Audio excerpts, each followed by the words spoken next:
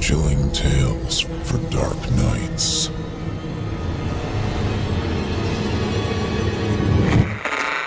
Want to make sure you never miss a Chilling Tales for Dark Nights video again? Be sure to subscribe and hit that bell to turn on notifications.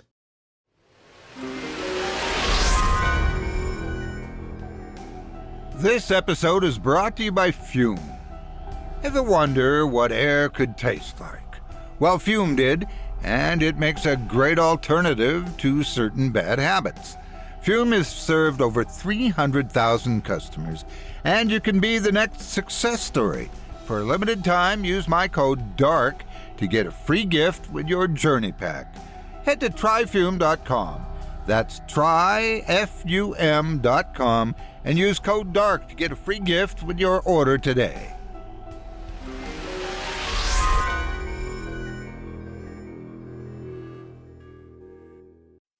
The following program is a production of Chilling Entertainment and the creative team at Chilling Tales for Dark Nights, and a proud member of the Simply Scary Podcasts Network. Visit simplyscarypodcast.com to learn more about this and our other weekly storytelling programs. Thank you for listening, and enjoy the show.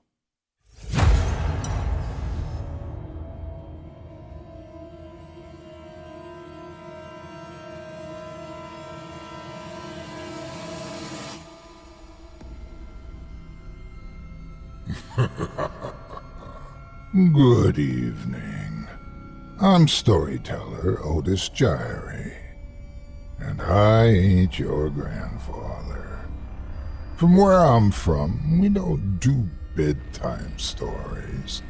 And if that's what you were expecting, you're in the wrong place. If it's terrifying tales you're after, well then, I've got just the thing. Get comfortable, settle in, turn off the lights, if you dare. Your night is about to get a whole lot darker. Who needs sleep anyway? Ha ha ha ha!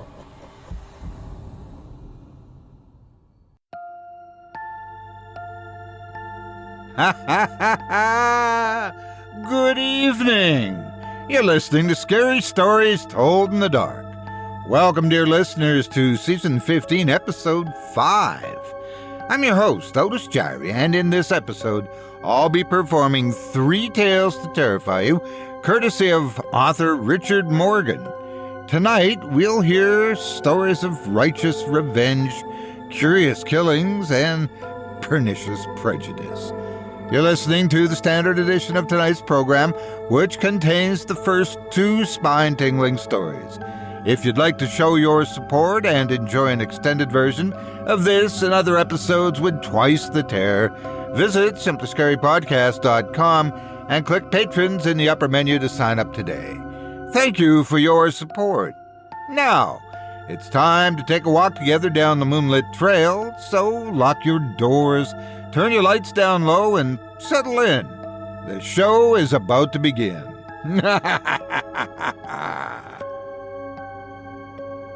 Tonight, folks, if I may get serious briefly, we'll be experiencing a bittersweet collection of tales.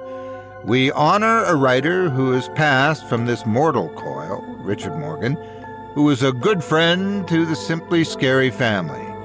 Though you may have heard of him on this program, writing under the name of Wentz Hesselman, he was a talented individual, and we will miss him dearly. We actually begin tonight with a story that he had written for the Chilling Tales anthology, and which we hope to include in written form in the upcoming volumes. Inspired by Something Fell from Aloft in the original collection of Scary Stories by Alvin Schwartz, I hope you enjoy this tale of a recent hire at a processing facility who just can't seem to find a friend, but when he does, he finds himself wrapped up in a rivalry that could threaten his very life. Without further ado, I present to you Plummeting Spirits.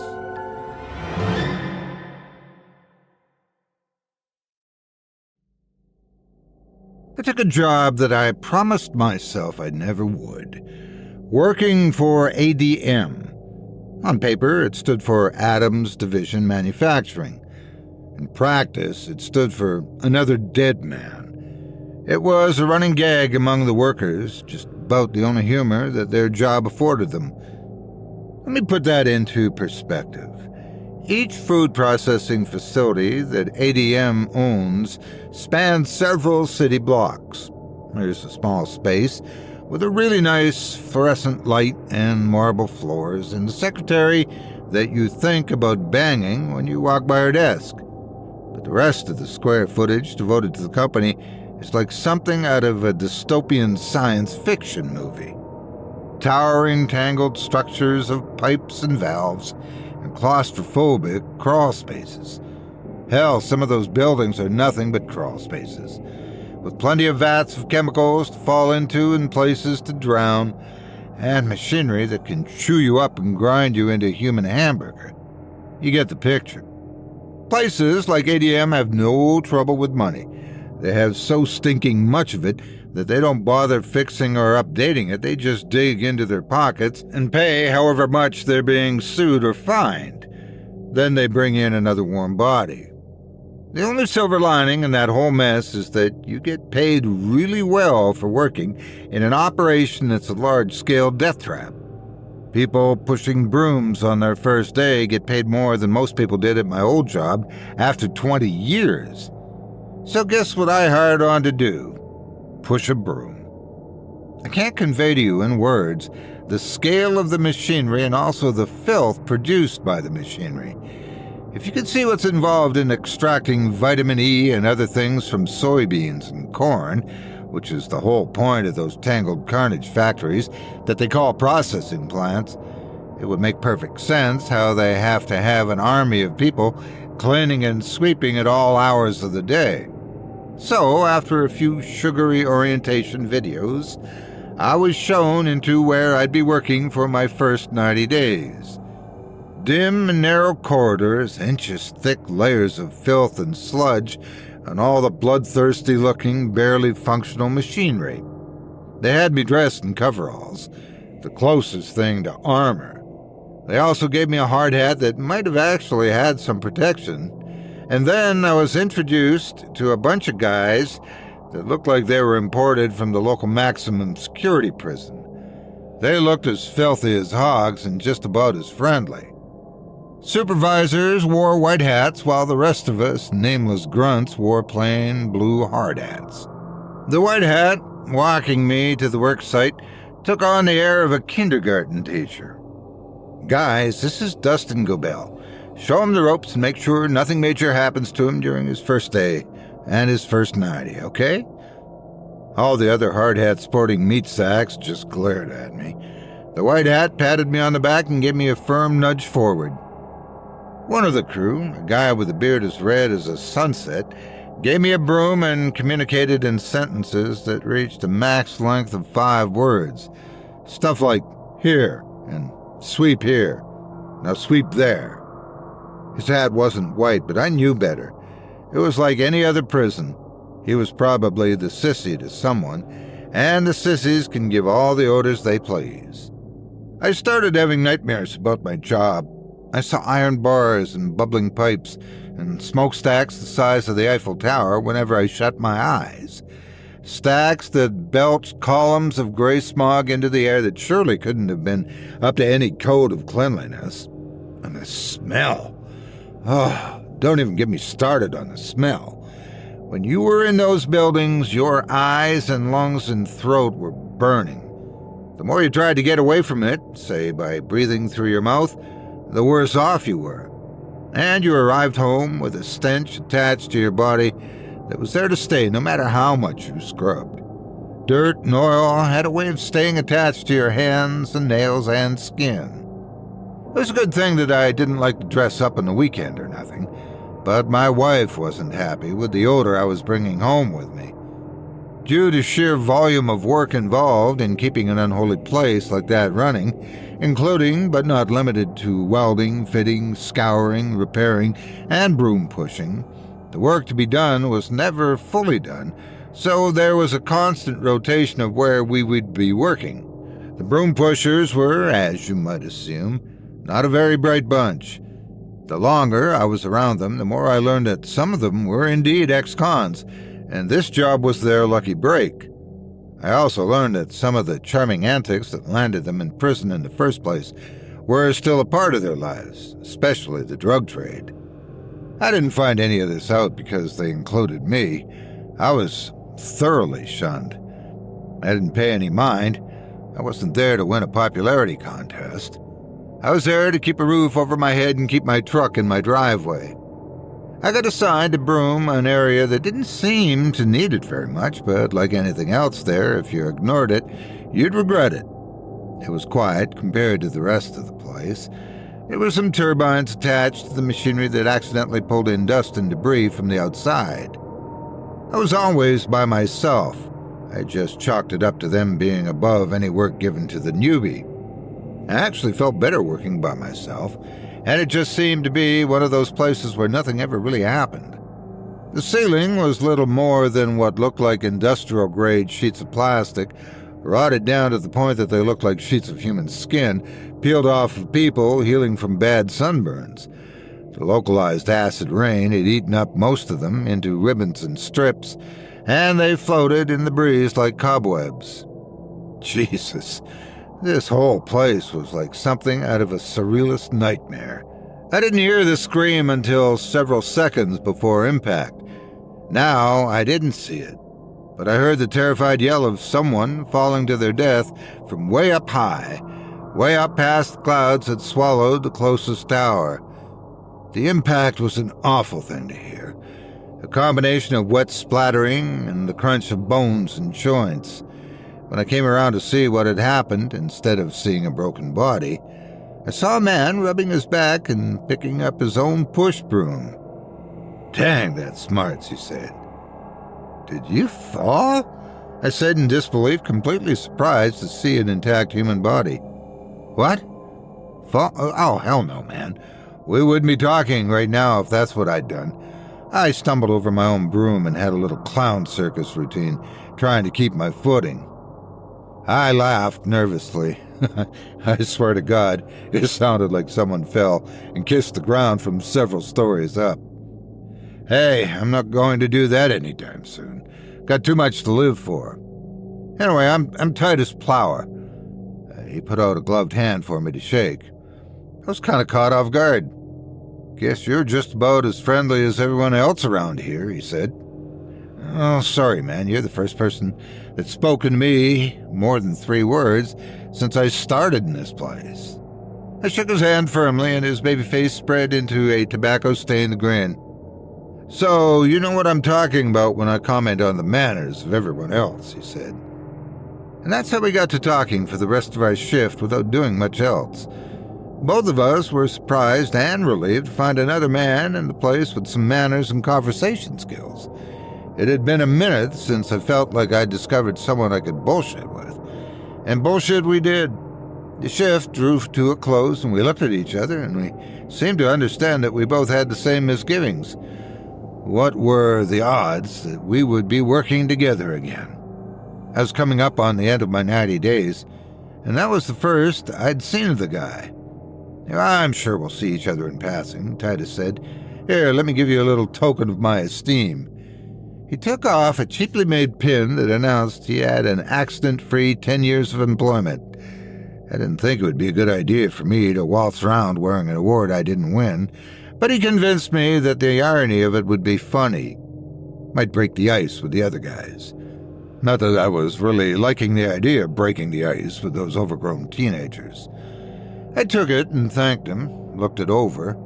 His name was written in Sharpie on the back of the pin. Well, 3 days passed with no reaction. But then one of the guys did a double take on the pin. He looked at me like I'd grown another head. His dark eyes glittered with all kinds of thoughts rushing through his brain. He stared like he was inviting some kind of explanation. I just looked at him and shrugged.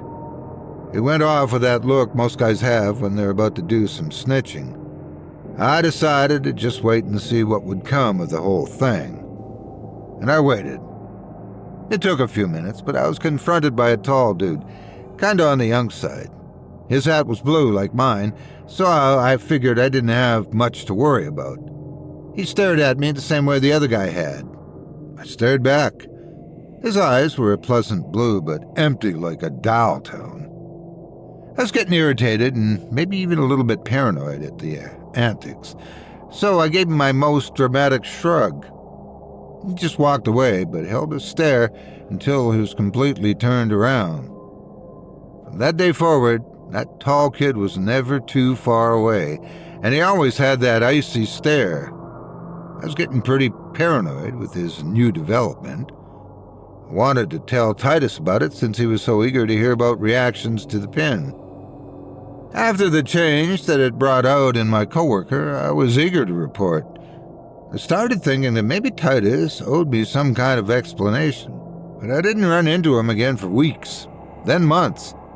During all that time, the aggressive staring persisted. Things came to an unexpected head at an employee appreciation luncheon that I just barely qualified to attend. It was day 93. The white hats had propane grills lined up, and the output of brats, hot dogs, burgers, and chicken was insane. It was no wonder there weren't many trim and slim figures to be seen. Better yet, everyone's wives were invited. I thought that was the greatest part. Let me say at this point that me and my wife are like this. Joined at the hip when we're not working. I got the feeling that that kind of closeness didn't exist for most of the guys on the job, especially big dumb blue eyes. But even his wife was there. She looked to be just as cold as him, if not a little flirty. I was happier than a pig in poop to see Titus there. I whooped out loud at the sight of another friendly face beside my wife's. "Dude, I thought I wasn't ever going to see you again," I said. The place isn't that big. Besides, I'm a whore for free food. You start grilling, I'll come running. Things getting any better for you?" I suddenly remembered the pin that he gave me. I had it in my pocket and I rubbed it with my thumb, choosing my words carefully. I moved so that I had my back to Blue Eyes before I started talking. "So, you ever had trouble with the kid behind me?" I said, pointing with my eyes. "With Nick?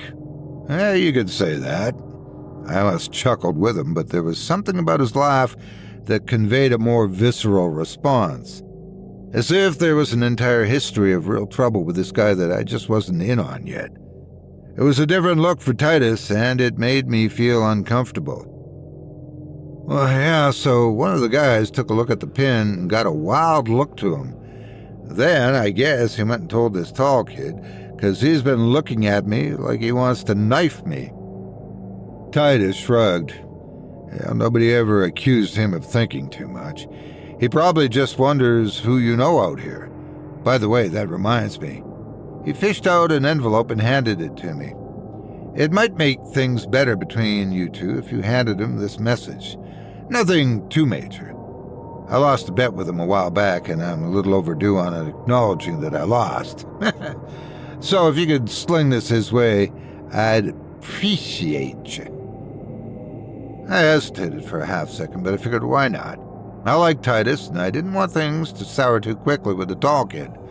So I put it in my back pocket and hovered around the food, thinking about how I would broach the subject with Blue Eyes. His wife sat a few spaces down from him, and I wondered if that was a barometer of how close their marriage was. She got up for more food, and she didn't bother asking her husband if he wanted anything. So, partly to spare myself from the pressure, and partly out of passive aggression, I intercepted her at the food table. "You don't know me, but this is for your husband," I said. She looked at the envelope, looked at me, repeated, "It's from Titus Plower." She reacted as if I told her that it contained child pornography. I'd never seen horror and distress so plainly chiseled on a person's face before. It was almost like she was a malfunctioning animatronic. She dropped her plate and snatched the envelope before the plate had hit the ground. She read the papers with shaking hands. One hand went to her mouth as if tears flowed from her eyes, and her knees began to wobble. Blue Eyes looked over just in time to see his wife's discomposure. He got up and came over and took the papers from her without her permission. Her reaction was sharp, slapping him on his arm in protest. However dumb he may have been, he could read, and he read something that made his face turn beet red. It was at that point that he began yelling at me and swinging at me at the same time. I couldn't quite focus on what he was saying due to the physical attacks. Next thing I knew, several white hats were pulling him off me. The kid was beyond mad, and he had the look of unthinking rage in his eyes that you normally see in the face of a bull. I got a knot in my stomach when I was called into a little meeting with several white hats. They told me they didn't know what the altercation was about, but that me and Blue Eyes were both suspended from work for a week. I pictured my truck sprouting wings and flying away.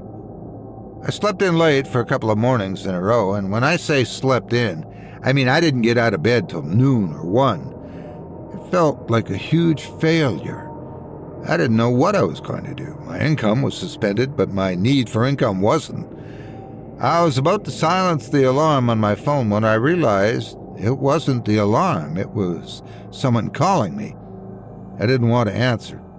The caller ID said, Plower, Titus. I tapped the call off and let voicemail take care of it.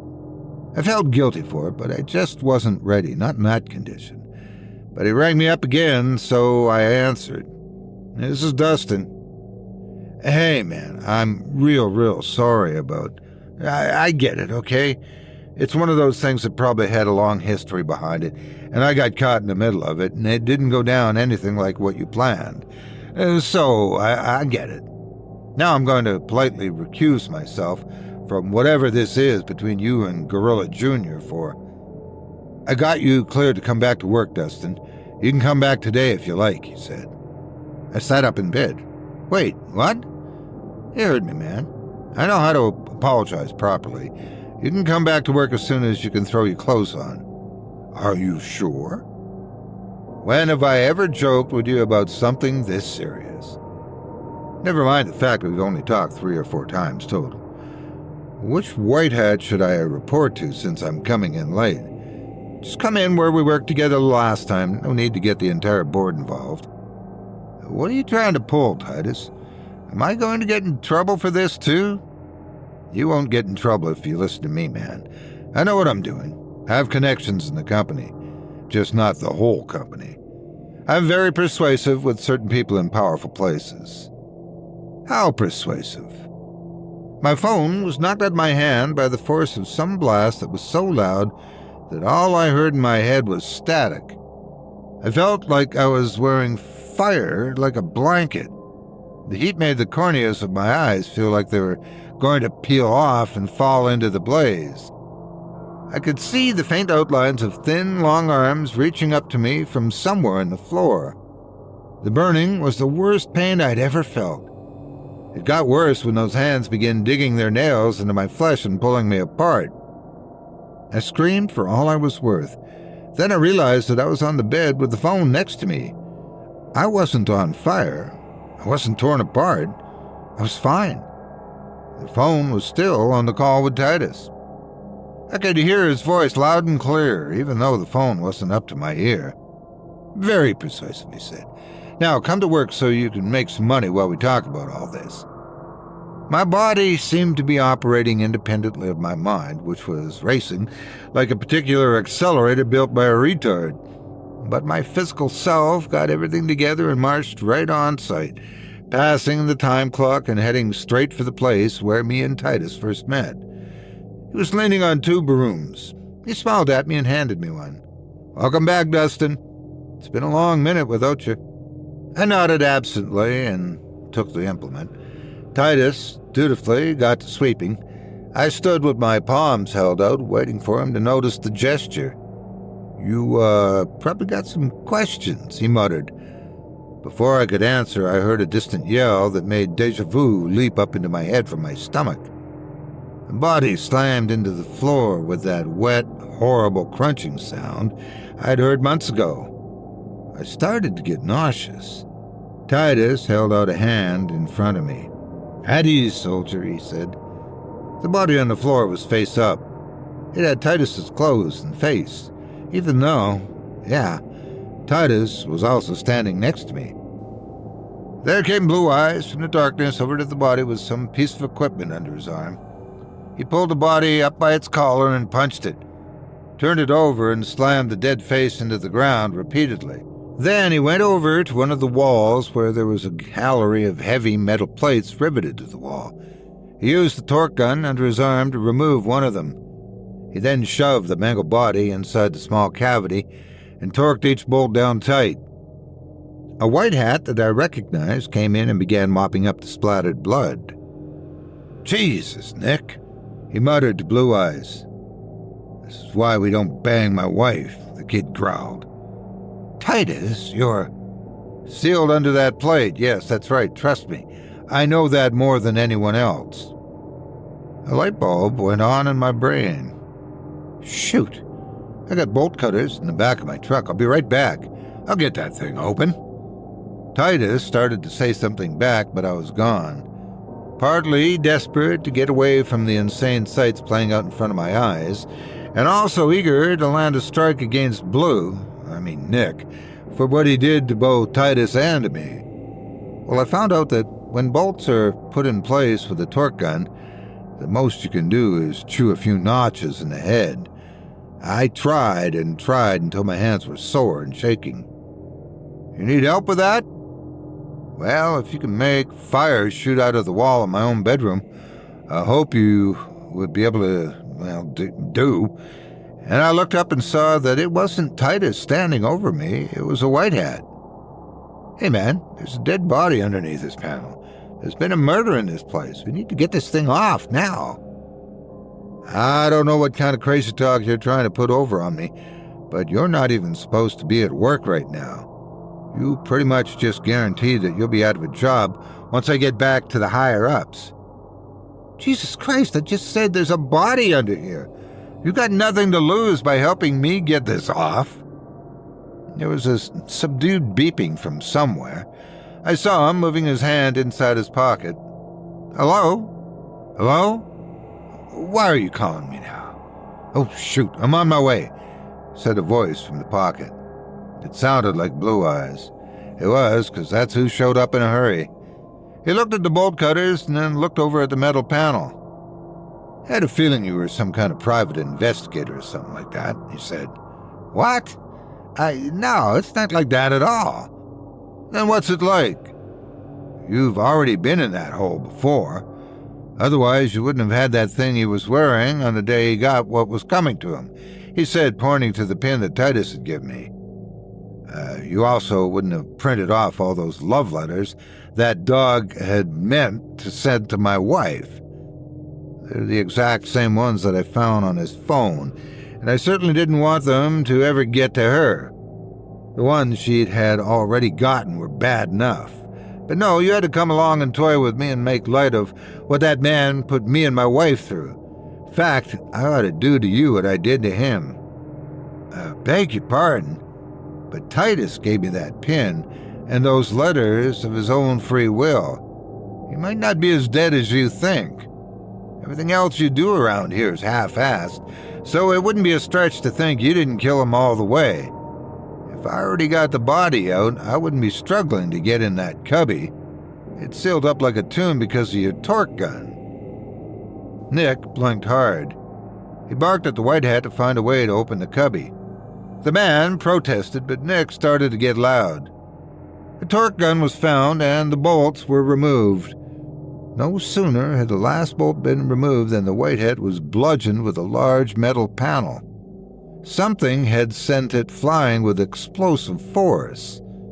He didn't survive the impact. A dark shape whisked out of the cubby and leapt at Nick like a panther.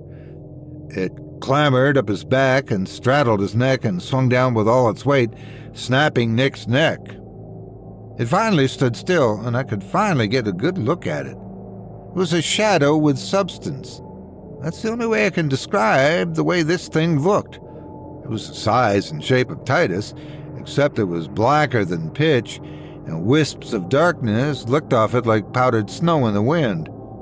It gazed at me with eyes as empty as the black holes of space. The teeth were bared. It dawned on me that it had no lips.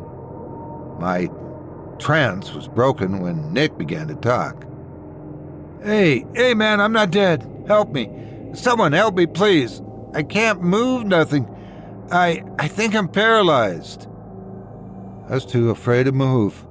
The shadow thing ambled over to the large metal seal and brought it over to the cubby. It then took a hold of Nick's ankles and began dragging him toward the opening. What are you doing? Hey, what are you doing with me? I can't move nothing. Wait, no, please, no. I'm real sorry, please, don't. You're not going to put me in, are you? Please don't. Help me. The shadow didn't stop for anything. It dragged the frantic blue-eyed Nick into the hole, and it began to drag the panel back into place. The bolts in the floor moved under their own power and skittered over to the panel. Titus leered at me from behind the metal covering. I'm not going to hurt him. We're just going to spend a lot of time together. The bolts slid into the holes. They turned until they were flush. And that was that.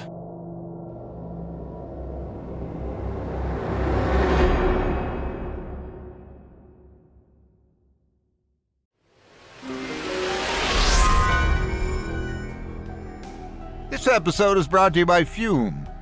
Look, folks, I can say it 1,000,000 times, but we all have bad habits. Maybe you like burping in public, or you sneeze without covering your mouth, or leave the toilet seat up, or down, depending on your situation. And maybe it's hard to change them over to something good. The thing is, some habits can be harder to change than others, and I think some of you might know what I mean. But there's no reason to think it can never be done, or that it has to be a chore along the way. That's where Fume comes in. I can't stress how handy-dandy the Fume is.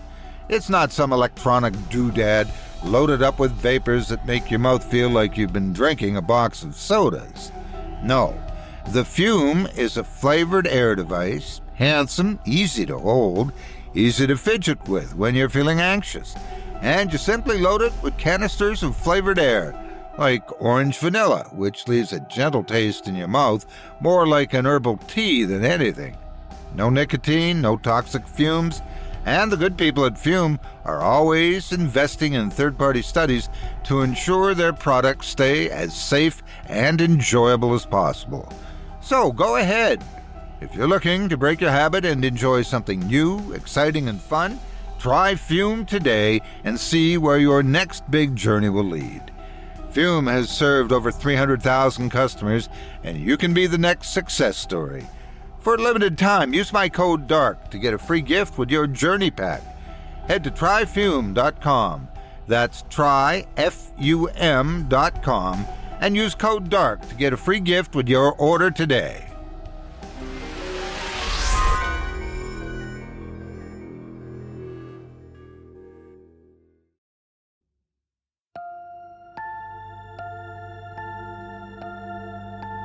I hope you enjoyed Plummeting Spirits by Richard Morgan, as performed by yours truly.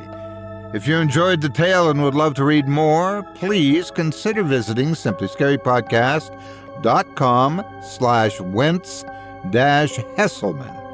That's simplyscarypodcast.com/WENTZ-HESSELMAN. Under that name, you'll find more stories as well as links to the various social media accounts and his assorted non-fiction writings. Thanks again for your support of this program and tonight's featured author. Wow, that was quite a vengeful ghost, wasn't it? Makes me wonder what kind of effect those chemicals are having on those employees. Maybe there is some truth that all red dye number 40 is trouble.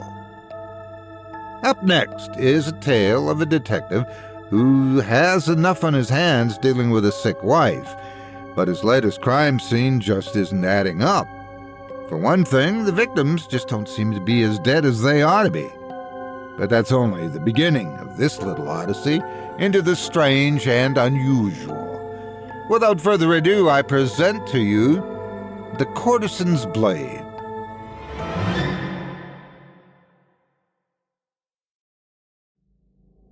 I never quite figured out who decides which lost souls have a right to be remembered and which ones don't. I got a phone call while I was sitting next to my dying wife.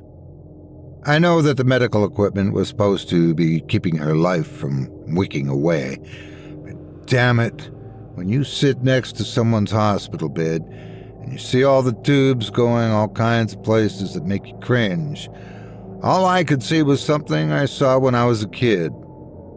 I was outside chasing a moth, trying to catch it with a jar. I accidentally chased it into a spider's web, and the spider got to it before I did. I didn't know much about how the world worked. I came back later to see if the moth was okay and if the spider had let it go. The moth's wings were splayed out every which way, and it could have been mistaken for being stone dead if it weren't for the occasional twitch of a leg or a vibration in one of its wings. The only thing that was truly motionless was the spider, fangs buried into the moth's body. 8 eyes, black as death. 8 legs, solid as the submerged part of a tune. And that's how I felt looking at my wife. Once in a while, a finger might twitch, the chin might wag, the eyelids might roll with our REM sleep. But the equipment seemed to be like that spider. The real killer was cancer, I knew that. The real survivor was my wife. Most people that were treated this long weren't alive anymore. I thought any day that I came in to see her that I'd find a big chemical burn on the sheets instead of a body. Looking at the shallow veins in her bald, transparent skin, I wondered how anyone could be so full of caustic poisons and still be alive. I sat with sloped shoulders bent forward. I felt like I was going to enter a chemical-induced stupor of my own, courtesy of nicotine and caffeine. I also felt like I was going to pee myself when my phone rang. It was an assignment. Pretty messy crime scene off of Division Street near downtown. I was so close to telling the chief where to shove his assignments.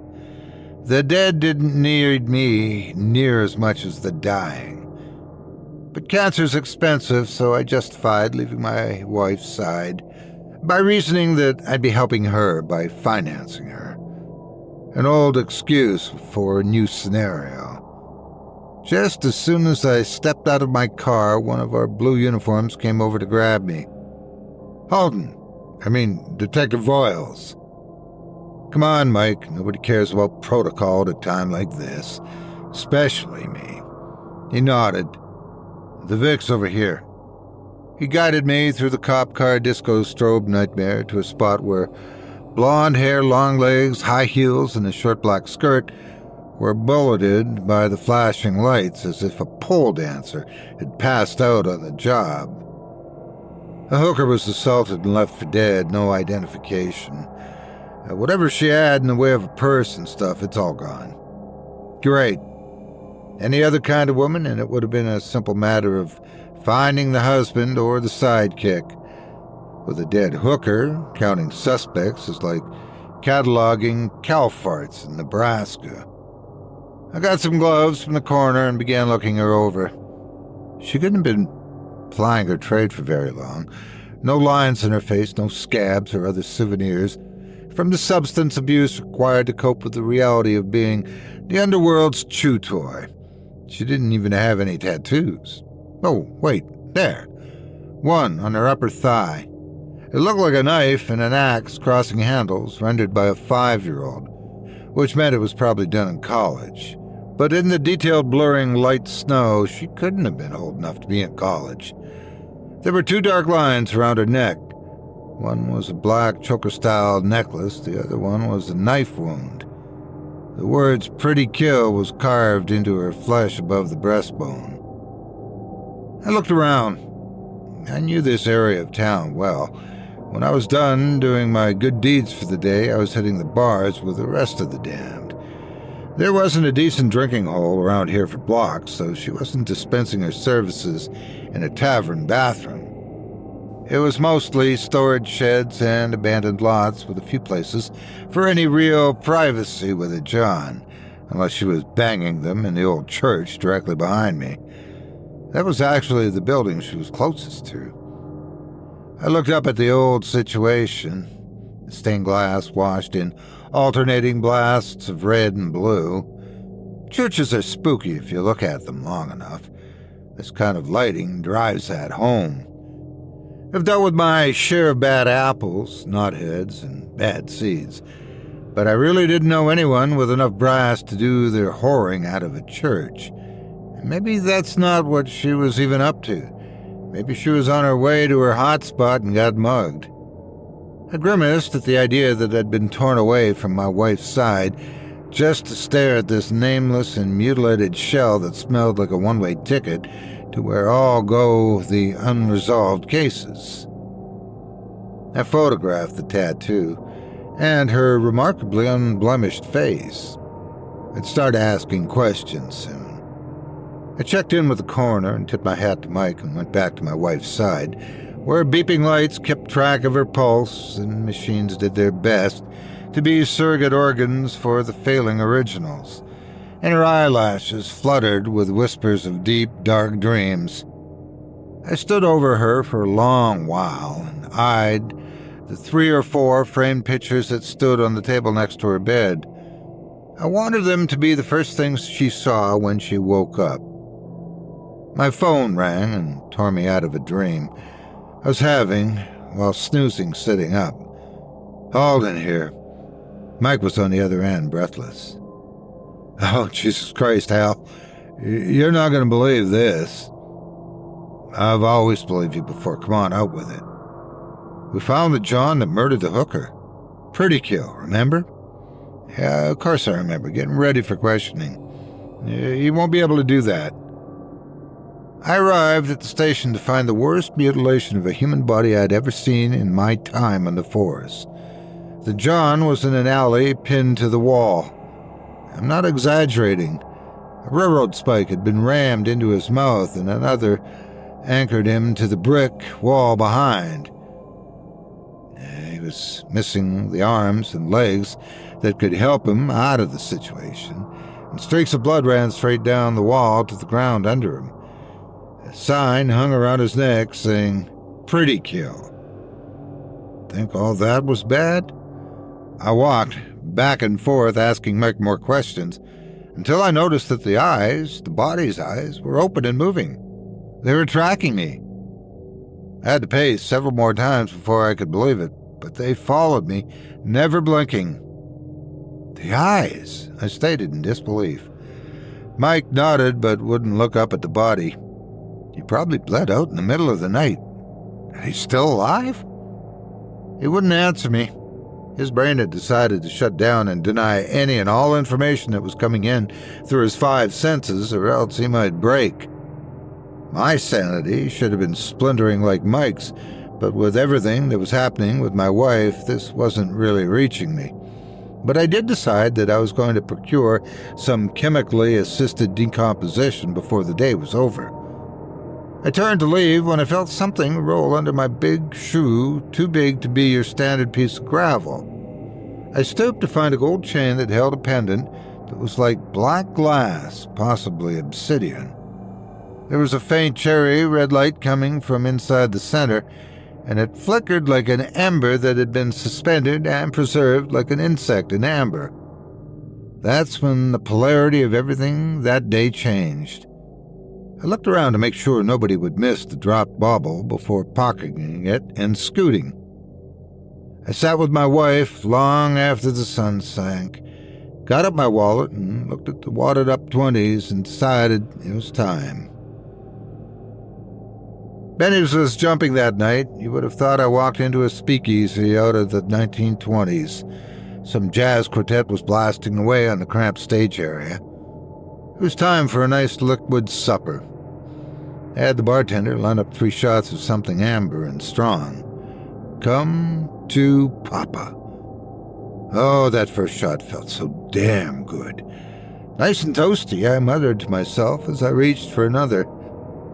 My senses were assaulted by something, a cloud of vapor that reeked of cotton candy and was thick enough to be the ghost of a jellyfish. The stool next to me was suddenly occupied. She was the identical twin to the hooker that turned up. My eyes looked her up and down, emboldened by the liquor. The skirt didn't even try to hide the tattoo on her thigh. Yes, that tattoo. She wasn't looking at me. If she was trying to get my attention, she was doing a good job of playing oblivious. I became still as a statue. I listened. I looked. I was as attentive to the seat next to me as a statue could be. She swiveled around and watched the thickening crowd. Someone nearly collided with her legs and offered to pardon me. I didn't dare touch the rest of my shots. Now that she showed up, I'd need my faculties, and she downed her own share of liquor. She began posturing herself on the stool in ways that made it clear what she was there for, puffing clouds of cotton candy vapor in the air. The hours rolled on, the band's playlist finished, the bodies thinned out, and she didn't win any business, so she got up. 3, 2, 1. So how do you chop off a guy's arms and legs without killing him, I said. She looked like she hit a brick wall. She turned around as if she doubted what her own ears were hearing, looked right at me. I looked right back. The silence told me that I was now in a standoff, partaking in the liquid courage that made me go first. I thought he was dead. Really, I did. And you know what? He should be dead, but he isn't, just like you. Another stretch of staring followed. Then she simply left. I followed her. Following people home's a crime, she said over her shoulder. So's killing, I said, hiding the tremble in my voice under the sedation of bourbon. Your legal situation gets 10 times more interesting when you compound murder with dismemberment and mutilation. Her pace quickened. Maybe they'll let me off easy since you did the deed after you died. Coming back from the dead to deliver payback, your own killer, had no legal precedent that I'm aware of. Definitely hasn't been tried in court in my time on the job, so I'd say you're looking pretty good. She was walking as fast as she could without running. Also, I guess it isn't really murder if the victim hasn't quite died yet. Please, leave me alone. I reached into my pocket and held the obsidian pendant. She came to a screeching halt. I could imagine the look she was wearing, even though all I could see was the back of her head. You feel that? You dropped it in your haste to deal out damnation. Her tone flipped like a referee's silver dollar. I need that back, please. Show me how you put the Grim Reaper on a leash, and we'll call it even. She turned to me, flushed. Give it back or I'll take it from you. I shook my head. We both know you can't do that until I willingly hand it over. Now listen, my wife's being treated for cancer. Anything that can keep a man from bleeding to death out of 4 gaping wounds could probably help my wife. I could see the conflict bouncing around in her eyes. I'm just looking out for my wife. You help me out, and I'll not only give you back your little token from your personal Jesus, I'll see to it that nobody in uniform ever comes looking for you again. She looked me over for a long time. If you're lying, you'll have it worse than the man that attacked me. I'm an honest cop, I said as I held up my hands, deliberately dangling the pendant from my thumb. She led me right back to where she was killed and approached the dark shape of the church that loomed over the block. An undying hooker that camps out in a church. The place wasn't completely dark. Trembling rays came from the sanctuary. Candles were lit, and they picked out a peculiar scene of pews rearranged in a circle as if to facilitate a campfire meeting. The candles, dozens of them, were in a smaller circle inside the pews.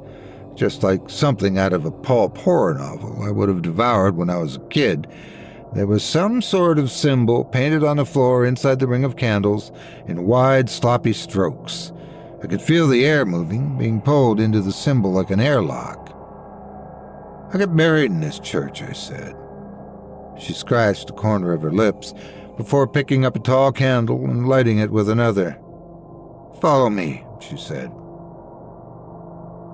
I've never been to the catacombs in Rome, but that night I got a pretty good idea of what they looked like. I wasn't lying about getting married in that church. I just didn't remember anyone ever saying there was a bone vault underneath the place. We stopped in front of an imposing granite door covered in carvings that were anything but Christian. It's been a minute since I picked up anything from National Geographic, but I think I could pick out a few things that were Sumerian and Egyptian. There were other things that I don't even think hinted at in any history book. Before the door was an ugly little bowl clutched from beneath from some sort of dog-like dragon demon. A small brass knife lay in the bowl. "Before I show you inside, you must make a blood oath to the vault." "To the vault? Yes. Do you? No. You know a lot about the Red King for someone that isn't his thrall. Family tragedy will drive a man to research some very interesting things if he thinks they'll yield solutions." She sliced my thumb with a knife and had me bleed into this ugly little bowl and say a few vows, and then I was led down into the bowels of the church. At first there was the usual basement stuff, coffee cans full of nails and pews that were meant to be repaired but never were, but the air got more dense and dank, and niches appeared on the walls, carved from limestone where human skeletons reposed with folded hands.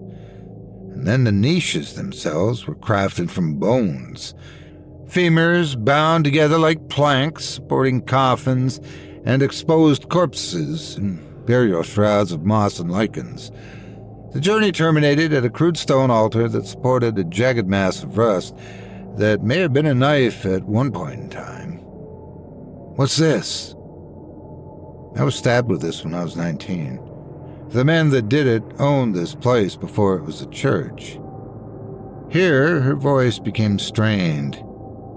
They wanted a toy that would stay young forever, and they chose me. I outlived them all. I've been exactly the same as the day they cut me with it.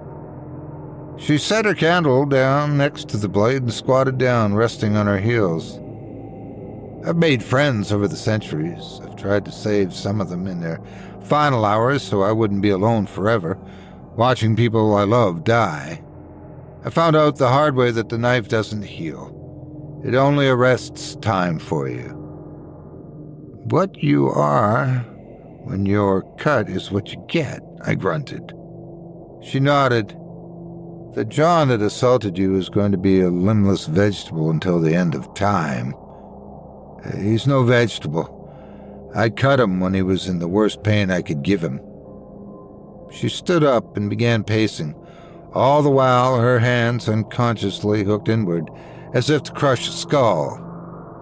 I brought him to the brink of death where his pain should have pushed him over the edge, and then froze him there. My eyes fell to the horrific artifact. So, if my wife receives a cut now, she'll be a comatose nest of cancer forever? She nodded, then raised her head to me, the candle glinting in her eye on the side of her face, catching all of the light. She took the ugly shank of rust and held it out to me. The next morning I wasted no time in finding the next ingredient for my hocus pocus. The doctor came in to tell me that it was just a matter of time before she passes on, so I guessed that I had less than a day to do what I had to do. I got a mason jar from home and paid a visit to my wife's peonies in the backyard. They were an open freeway of bug traffic. Yellow jackets as bright as lemonade were the thickest. I grabbed a big one with the jar. I looked at it as it pawed the glass and seemed to glare back at me. Job done. All I had to do was work some magic. The doctor eyed me as he picked up the clipboard off the foot of my wife's bed. So I should just let her die in her sleep without a final talk? Both of us cast a sidelong glance to the vial of stimulant on the tray next to her IV drip. Then we looked at each other. If you use that to wake her up, she'll be in agony, you know? Everywhere cancer grows, it's taking up space that it wasn't allowed it to have. So everything around it is pinched, pressed, pulled. I get it, Doc, I get it. If I wake her up, it had better be to tell her we've found a miracle cure, or to tell her goodbye. He nodded and shuffled out of the room. I looked at the IV drip like an hourglass of liquid or fluid. There was the port in the IV tubing that put the question to me. Let her slip away peacefully, or pull her across the coals just long enough to say whatever we have to say to each other. I scanned the pictures I had set up. I glanced down at her. For all I knew, she was in a dream where she was talking to the people in those pictures, sitting on the porch swing with a tall glass of something cold, the condensation sweating a trickle onto her thigh, unaware of the departure she was slipping into. Or maybe the avatars of those memories were seeing her off. Do you dream about dying when you're in a coma and about to die? I didn't know. I was wavering. I was lining and relining the pictures up to an imaginary line and reforming them in a semicircle so that they'd be facing her straight on. I tightened my lips and walked over to the port on the IV. I unscrewed the vial and screwed it onto the port. Gave it a couple of flicks. The amber liquid began to enter the line. It worked faster than I thought it would. The body on the bed convulsed silently, as if there was a cough working its way up but couldn't quite be released. Her chest rose up as if it tried to get out of the bed before the rest of her. The sound of her breath being drawn in came as a bark as the air had to push down through the swollen tissue lining her throat and her bronchial tubes. She labored so hard just to breathe. It was a chore to draw air in. It was a chore to push the air out. Her eyes were cloudy like sea-green stained glass. They rolled around until they fell upon me. Her breathing calmed, but it was still an agonizing task. A sparkle of comfort, relief. Something settled into those eyes. Something was resisting it, but I could tell that she was happy to see me. With superhuman effort, she tried to talk in a rasping whisper that sounded like demonic death. Holden. The word was both a greeting and a statement. Oh, Lynn, honey. The doctor told me you'd be hurting pretty bad if I woke you up. But I just had to say goodbye, you know? Tears put some of the shine back in her eyes. Those irises shone like a mermaid's scales, the way they did when we were kids in high school. A wheeze announced that she was starting to cry. Holden, thank you. This is what I hoped I could see before I'm done. I know there were some others you would like to have seen with your own eyes. I brought the best pictures I could find. I gestured to the row of propped-up and framed pictures beside me. A fat tear rolled down her cheek as she craned her neck to look at them one by one. It was when she came to the last picture that the tear halted in its descent, as the weeper's face iced over with something entirely new. Her eyes were locked in the photo, as if she were making a conscious effort to not look at me. She fell silent, which could only mean she was holding her breath. That's a pretty good picture of him, don't you think? I can see why you'd bang him behind my back. He looks pretty good even without a smile. Of course, when I took that picture, he wasn't going to be smiling at anyone ever again. Not you, not me, not the coroner. Oh, wait. The coroner don't know about him yet. I chuckled a throaty chuckle when her eyes finally shifted to me. What did he offer you? Was all of it beneath the belt? Money? Something money could buy? She mouthed my name, but no sound came out. You did a pretty good job of never calling out his name, but you didn't give me enough action to properly have the chance to tell on yourself like that. Nothing like cancer to make a side piece get scarce, huh? He didn't look the type to be in it for the long haul. It's okay, babe. I took it a step further and made sure he wasn't. And that's when the real tears started. She rocked her head back and forth in the pillow. No, no, no, no. I can't tell if you're sorry for insulting my intelligence like this, or if you're sorry that you got caught. She made the effort to draw enough breath to spit on me. Well, then. You can't judge me. Only God Almighty can judge me, and soon I'll be next to Him and 1,000,000 miles away from you. I took out the jar with the yellow jacket and held it up. Meet Claire, I said. And I gave that jar such a good enough shake that little Claire ricocheted off the glass like a cartoon bullet and got good and pissed off. I unscrewed the lid and placed the mouth of the jar over my wife's heart, or where one would be if she actually had one. Claire didn't disappoint. My wife let out a scream that sounded more like a painful fart. Her already constricted airwaves locked up completely. Not another breath was getting in or out. And she had the nerve to look betrayed. She hammered the call button. I reached down and pulled up an unplugged cable. She turned a shade of purple I'd never saw on her before. I don't think people could do that while they were still alive. That bald head of hers waggling around as the panic set in. I had to cover my mouth.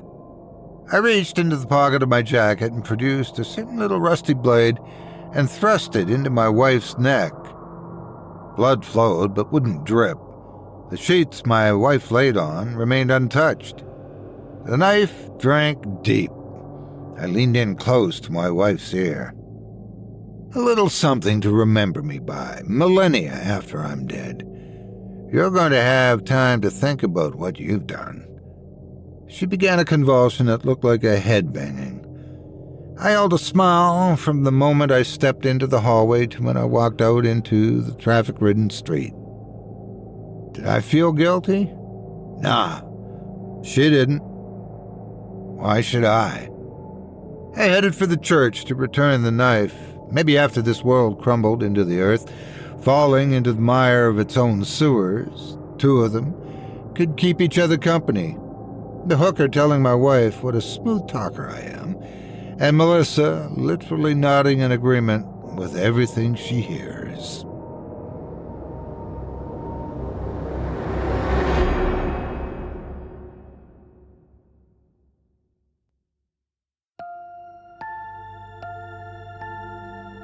I hope you enjoyed The Courtesan's Blade by Richard Harrison, as performed by yours truly. Let this be a lesson to you. Never, ever cheat on anyone, then come down with a terminal illness. If you do, then make doubly sure they never find a supernatural way of making you forever miserable. It's just not a good idea.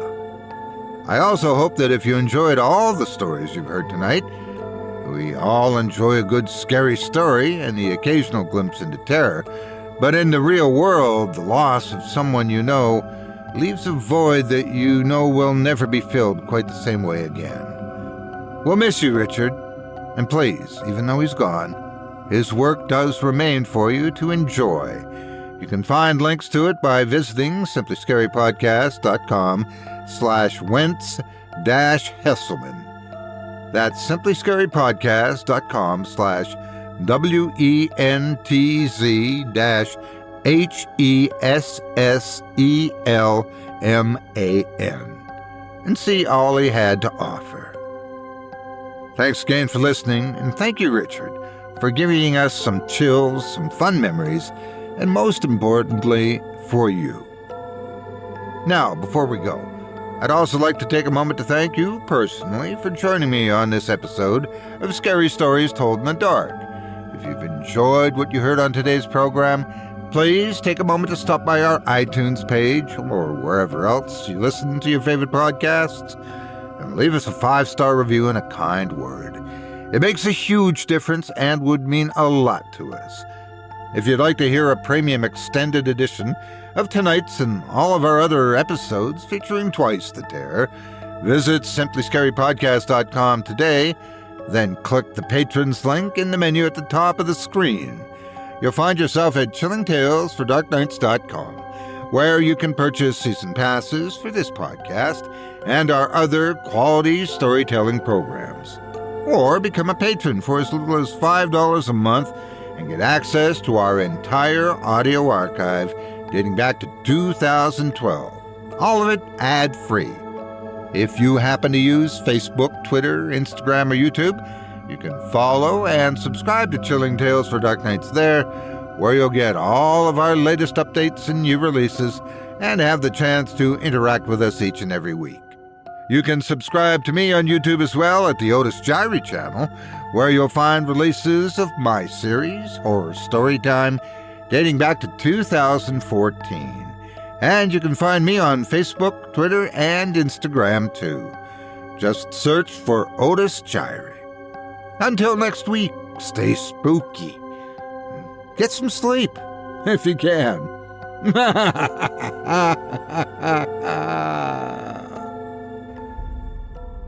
Thanks for listening. You've been listening to Scary Stories Told in the Dark, a production of Chilling Entertainment and the creative team at Chilling Tales for Dark Nights, and a proud member of the Simply Scary Podcasts network. Visit simplyscarypodcast.com today to learn more about our network and our other amazing storytelling programs. Tonight's program was hosted, and its featured stories performed by yours truly, Otis Jiry. Selected stories have been adapted with the kind permission of their respective authors. Original music provided by Luke Hodgkinson and Jesse Cornett. Sound design and final mixing and mastering provided by executive producer and director Craig Groshek. Program's artwork and logo by David Romero. If you're looking for some fresh tales on a daily basis while waiting for the next podcast, check out my YouTube channel, the Otis Jiry channel, and my extensive collection of narrated tales there. Simply search on YouTube by my name, and you'll find me. And don't forget to subscribe and press the bell notification icon to get my latest releases. Got a scary tale of your own that you'd like performed? I take submissions. Email it to me today at otis@simplyscarypodcast.com to have your terrifying tome considered for production in a future episode of this show. That's OTIS@simplyscarypodcast.com. If you've enjoyed what you heard on tonight's program and are joining us on your favorite podcast app, subscribe to us to be sure you never miss an episode, and leave a 5-star review and a comment. Your feedback means a lot to me. You can also follow Chilling Tales for Dark Nights and yours truly on Facebook to connect anytime and get the latest updates on this and other programs and my channel. If you're listening on the Chilling Tales for Dark Nights YouTube channel, do us a favor and hit the subscribe button and the bell notification icon for ctfdn as well to get more spooky tales from me and the crew and another episode of this program each and every Wednesday. And don't forget to hit that thumbs up button to tell us how we're doing and leave a kind word or a request. And don't forget to visit us at chillingtalesfordarknights.com and consider supporting the team by becoming a patron. In addition to helping us out, you'll get exclusive access to our audio archive and ad-free downloads of all your favorite stories, including those you've heard on this program. As for me, I'll be back next Wednesday with more terrifying tales to keep you up all night. But that's all right. Who needs sleep anyway?